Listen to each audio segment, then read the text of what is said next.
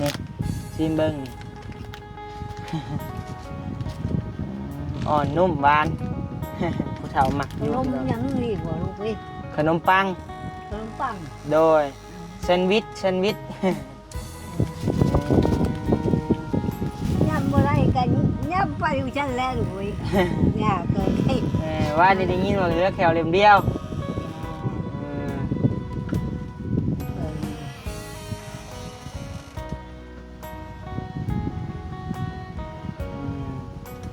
แซ่บบ่ แซ่บ เด้อร้านเชียวไห่เด้ออาจจะเป็นซื้อเนี่ยจะเงิน เท่าไหร่ 30 กว่าพันโดยบัดนี้มีแต่เงินน้อยนี่พี่น้องเอ้ยโดยสาธุ ให้เขาจะไว้ติดธงติดไทย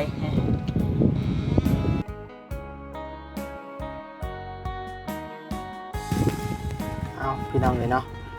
เปิดคลิปเปิดภาพมาบาดนี้พี่น้องเลยเนาะบาดนิวก็มาอยู่ในเฮือนในซานของเมตู้คนหนึ่งเนาะที่ว่าน่าสงสารแห้งพี่น้องเลยน่าสงสารน่าอีต้นแห้งนะพี่น้องเนาะทำบาดนิวเห็นในคลิปบาลีเด้อพี่น้องเด้อเนาะทางเมตู้เพิ่นก็ได้อยู่คนเดียวพี่น้องเอ้ยเนาะบ่มีลูกบ่มีหลานหรือว่าอาจจะมีแต่บาดนิวก็ยังบ่ทันฮู้เนาะพี่น้องเนาะขึ้นไปถามนำกันหากพี่น้องหลายคนก็อาจจะฮู้แล้วละเนาะว่าเป็นจังใดเคสนี้เป็นจังใดมานะพี่น้องเนาะเพราะว่าเป็นเคสหนึ่งที่ว่าเป็นเคสเก่าของทีมงานนะพี่น้องเนาะเคยเข้ามาสดมาซอยแล้วบานิวเห็นแล้วกับแล้วย่างบ่ได้นะพี่น้องเอ้ยเนาะคืออีต้น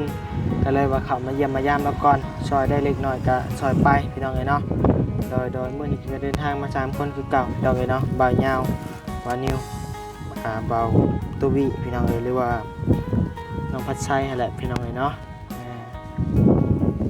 เอาก่อนอื่นนั่นบานิวก็ขอกราบทักทายสบายดีพ่อแม่พี่น้องทุกคู่ทุกคนเด้อเนาะบ่ว่าสิอยู่ฝั่งลาว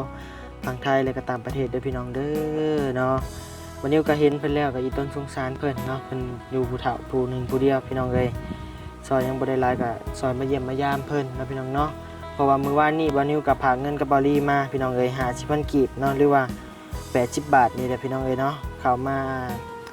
ให้เราเมียนซื้ออยู่ซื้อกินพี่น้องเอ้ยเนาะฝากมากับเบาลีมื้อวานนี้ก็ได้เพราะว่าบรรยากาศไปไกลมากกับบ่ได้เข้ามาจากเทือกพี่น้องเอ้ยเนาะทางไอรีเพิ่นก็เข้ามาในกะบรรยากาศเงินมาแหละพี่น้องเอ้ยเนาะเห็นแล้วก็อีต้นสงสารพี่น้องเอ้ยเนาะผู้เฒ่าบ่มีลูกบ่มีหลานถึงว่าสิมีก็น่าจะบ่ได้อยู่นำนะพี่น้องเนาะเอาจังได๋กันเนาะพี่น้องเนาะเข้าไปเบิ่งไปเยี่ยมไปชมนำกันนะพี่น้องเนาะบานิวกับอีต้นสงสารบานิวก็ลืมพี่น้องเลยเนาะว่ากับแม่ไปแล้วมีว่าสิซื้อผ้าห่มมานะพี่น้องเนาะว่ากับแม่บานิวเองแหละสิซื้อผ้าห่มมาให้เรานะพี่น้องเนาะฮอดยามหนาวแล้วก็ลืมเอามาอีกบานิวก็ได้เนาะหากบ่เป็นหยังพี่น้องเลยเนาะมือใหม่บานิวเข้ามาจังสิเอาเข้ามาให้เราเนาะผ้าห่มโตๆผ้าห่มใหญ่นะพี่น้องเลยเพราะว่ายามนี้มันเป็นยามหนาวพี่น้องเนาะ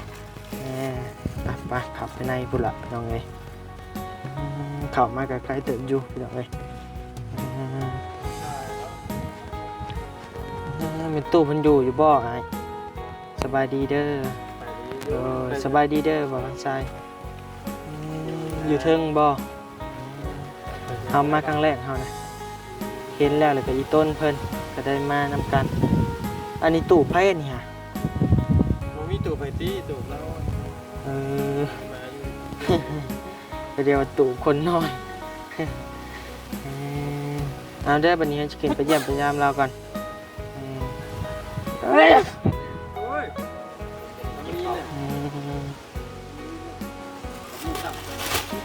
สบายตู้สบายดีโดยลูกหลานมาเยี่ยมบอสเราออกมาเองแล้วเราออกมาชิบเห็ดมิจิรีอยู่แล้วก็ได้พี่น้องเลย ลูกหลานมาเยี่ยม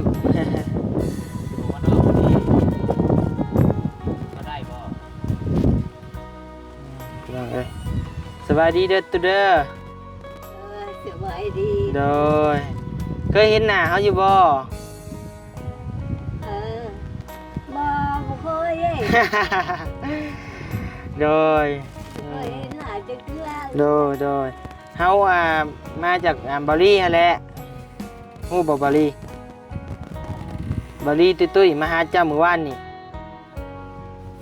ว้าวเลยบาลีตุ้ยๆเฮาชื่อบานิวเด้อ ฮะ เฮาชื่อบานิวเฮาน่ะ ชื่อลูกคนปางิ้ว โดยชื่อลูกนี่บานิวมาเยี่ยมมายามมีตู้โดยเฮากะตามมาจากบาลีเด้อฮู้บ่บาลีเรามาเยี่ยมมีตู้เมื่อวานนี่เด้ อันบอลี่ฮะ โดยอืมโดยเฮาเลยเห็นเจ้าในคลิปบาลีเลยเฮาอีต้นแล้วเขามาเยี่ยมเจ้าอืม แม่แต่โจ้รู้เว้ย โดย แม่แต่ลูกเสียนอน โดย ตรวจบดนะบดโต โดย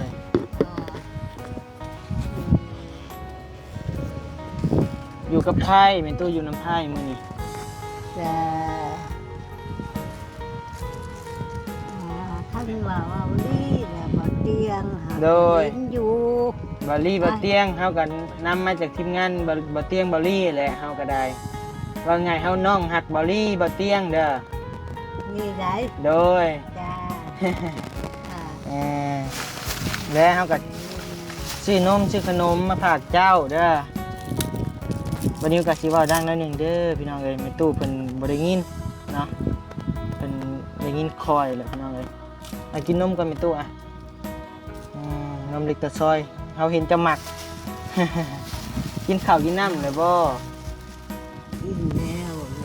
ได้หยังกิน โมลี่จะเอามา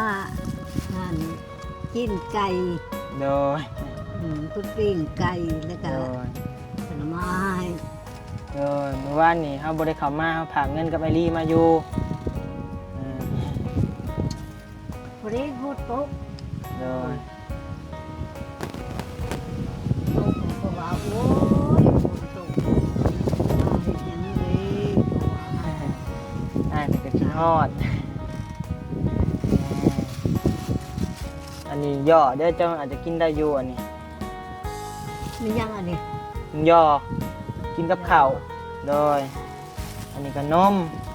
อีกป้องหนึงเอาเห็นจะหมักเล็กตะซอยนี่เดี๋ยวอันนี้ขนมเด้อขนมมันอ่อนนี่อย่างไรวันนี้ซื้อขนมปังมาให้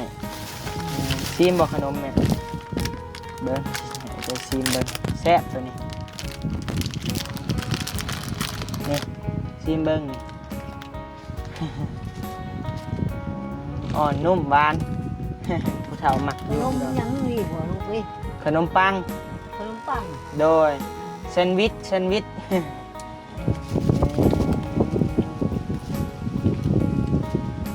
โดย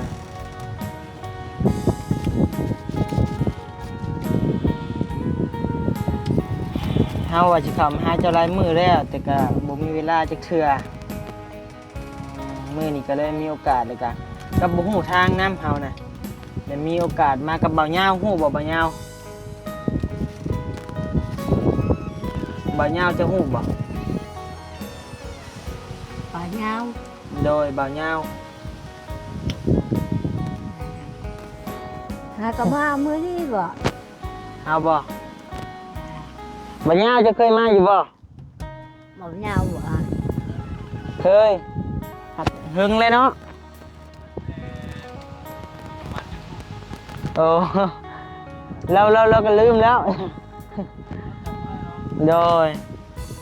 โอ้เหี่ยหมันแล้วเป็นตู้อะนะเหี่ยจะสิ้นจะหมดแล้ว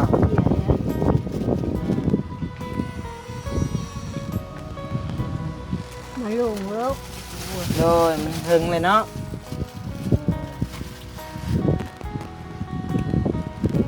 บางทีได้เราเท่าเลยพี่น้องเลย แรงได้ยังกินแม่ตู้มื้อแรงกินข้าวกับย่าง จากแล้ว จักแล้ว ยังบ่มีแนวกินบ่ นี่อยู่หนูเอ้ยมีเรื่องกับกินปลานี่แหละ ค้างปลาไว้บ่นะ ปลาตัวเดียว นี่กินกับย่อเฮานี่ก็ได้นี่เอาชื่อมาให้นี่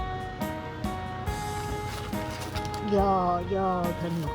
โดยย่อได้น่ะชิมเบิ่ง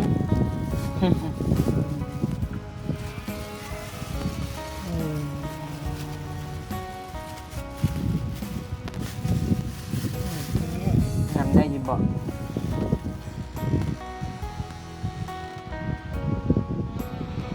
ว่านี่นะกินทำมาดี โดย กินข้าว โดย กินไก่กินไก่ ยำได้อยู่บ่ล่ะ ย่ำอะไรกันย่ำไปอยู่ชั้นแล้วหนู อยากเลยให้ ว่านี่ได้ยินว่าเหลือแค่เล่มเดียวอืม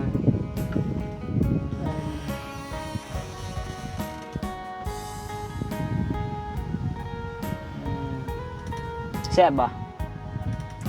แซ่บ แซ่บ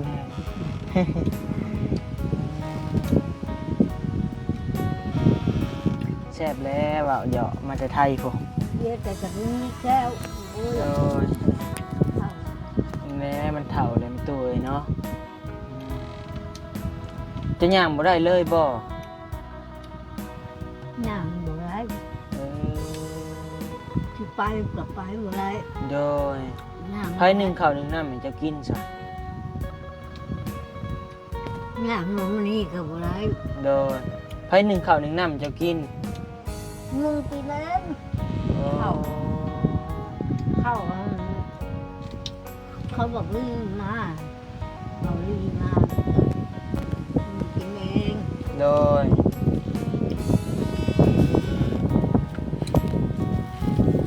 ลูกหลานไปใส่เมด ไปใช้วงเขาก็ไปเขา โดย เขาลุง คนเฒ่าเลยอยู่เฮือน เออใส่ผ้าห่มเจ้ายังอันมีอยู่บ่ผ้าห่มใหญ่ๆกันหนาวโดย นี่ผลน้องผล ใหญ่อยู่บ่ห่มน่ะอุ่นอยู่บ่ น้องดูโผล่ เอาบ่ผ้าห่มมาสิเอามาให้ ลูกเอาให้ก่อนเอา โดยเฮาสิเอาผ้าห่มโตๆมาให้เจ้าเด้อมื้อหน้าเฮามาแวกก่อนเฮาสิเอามาให้เด้อมื้อนี้เฮาลืมอืมเอาเลย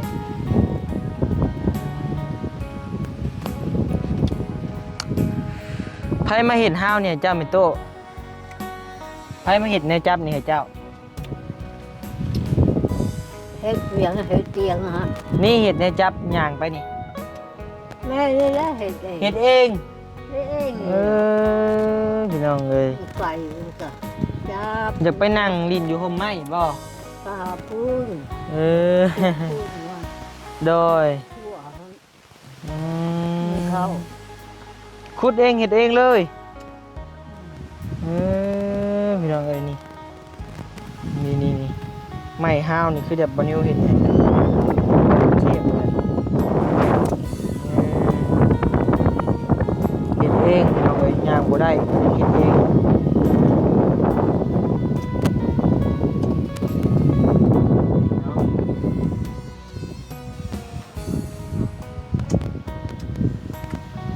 น้ำกินเด้ตู้ยังอยู่บ่ยังจะตุ๊บ น้ำสอง สองตุ๊บ สองตุ๊ก แค่นบ่กินนมนี่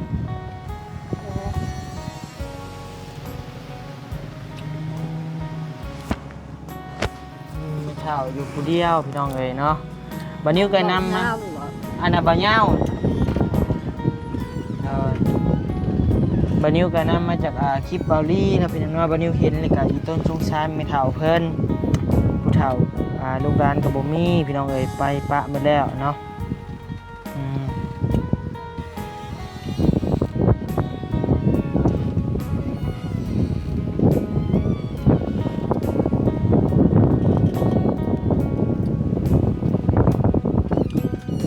ไม่เฒ่าอัน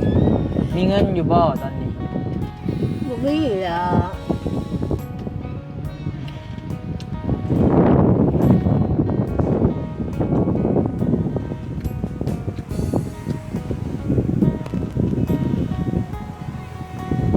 มีจะกีบบ่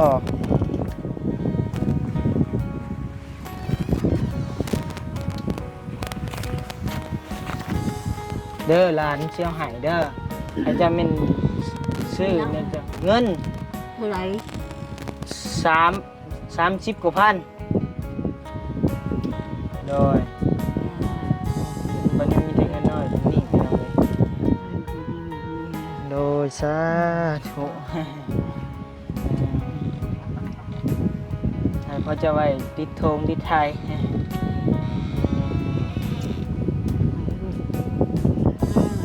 โดย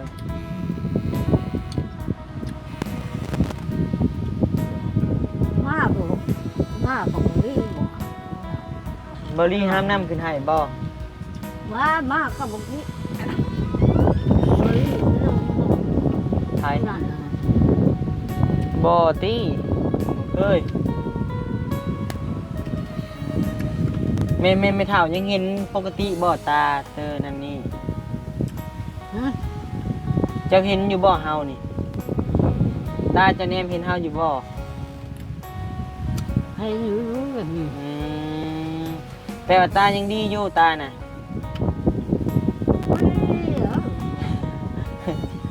เขาคือใกล้ที่กำลังก่อน เห็นอยู่เนาะ เห็นอยู่ โดยโดยเอามาเยี่ยมเจ้าซื้อมื้อนี้จังหน่อยเฮาก็ไปแหละจังหน่อยเฮาก็ไปปะแหละเฮาฮู้บ่อนแล้วเฮาก็สิเข้ามาดูอยู่บัดนี้สิเข้ามาเยี่ยมไปดูอยู่เด้อใช่บ่าวพันชัยบ่อันนี้ร้านอันตูบี้เอาให้เด้อ หลาน บ่าวพันชัยมานำเฮานี่แหละมานำเฮานี่แหละ อันว่า โดย ไปซื้อกินเด้อ โดย ให้หลับให้รวยไปนาน โดย สาธุ จับแห้งๆเด้อ สุขภาพเข้มแข็งเจ้ากะ สู้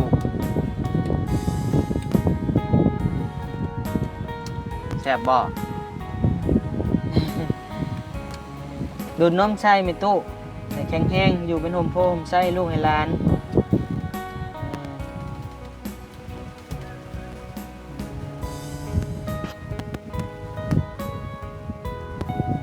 ตู้มันหมักน้องเด็กซอยบอนิวเห็นบริซื้อมาให้แล้วดูจอดพี่น้องเลยไม่ได้งานชาติแล้วก็ได้พี่น้องเลยเนาะเป็นเคสที่ว่าทางไอเตียงทางทีมงานให้เพิ่นเนาะมาสมุดซอยนี่ก็ได้นี่แหละพี่น้องเลยคือว่าเคสเก่าแก่นะพี่น้องเนาะ เอาเกิดชนะไปแล้วโอ้ย โดยจึงได้ก็สู้ๆเด้อลูกหลานเป็นกำลังใจให้อยู่ไปเฮิงๆอยู่เป็นโฮมโพมใช่ลูกให้หลานเด้อ จ้า สาธุ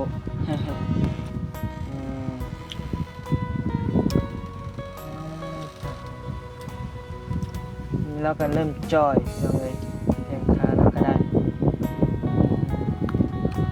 อาหารเสริมนี่เท่าไรเด้นะพี่น้องเนาะให้เรามากินพอให้เราแข็งแห้งตื่นนะพี่น้องเลยเพราะว่าชาติอาหารอยู่บ้านเฮาบ้านนอกมันก็คือหู้แหละพี่น้องเลยมันบ่มีประโยชน์เนาะถ้าว่ามีอาหารเสริมใหม่ เอายังก็ อันนั้นเบาเหย้านั่นนะเบาเอาเงินให้เจ้าเบาตุบี้หรือว่าเบาพัดไส้ เบาอยู่ฉันก็ เบาพัดไส้ เบาพรชัย พัด พัดชัย โดย จ้า เฮานี่เบานิ้วหู้เลยตี โมนิ้ว โดย จ้าเรียกจำก็ได้ละ โดย เป็นหยังดอกเอาเนาะพี่น้องเนาะบัดนี้บ่นิวกาสิได้ขอตัวลำลาเลยเด้อพี่น้องเด้อเนาะเข้ามาเยี่ยมในตู้เพิ่นขอให้เพิ่นอุ่นมกอุ่นใจพี่น้องเอ้ยเนาะลูกหลานเข้ามาเยี่ยมเพิ่นก็อาจจะดีใจอยู่บ่ลูกหลานเข้ามาเยี่ยม nhậm của một khá chậm giờ cái đây hai xin mưa bạ để đây mình đó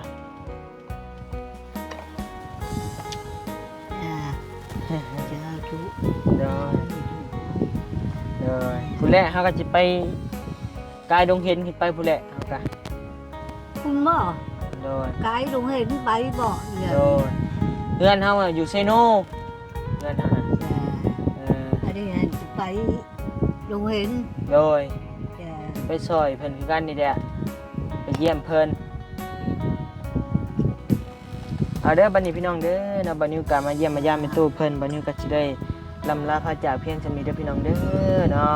เห็นแล้วก็มีต้นสงสารแห้งพี่น้องเอ้ยแม่ตู้เพิ่นอยู่ผู้เดียวเนาะพี่น้องหลายคู่หลายคนก็อาจจะฮู้แล้วแหละนะพี่น้องเนาะ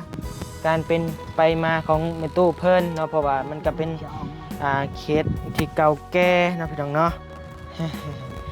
เอาบัดนี้กับบ่มีคำว่าหยังหลายมีแต่คำว่าสบายดีเด้ออยู่ดีมีแฮงมาทุกคู่ทุกคนความเจ็บบ่ได้ความไข้บ่ให้มีเด้อพี่น้องเด้อโดยบ๊ายบาย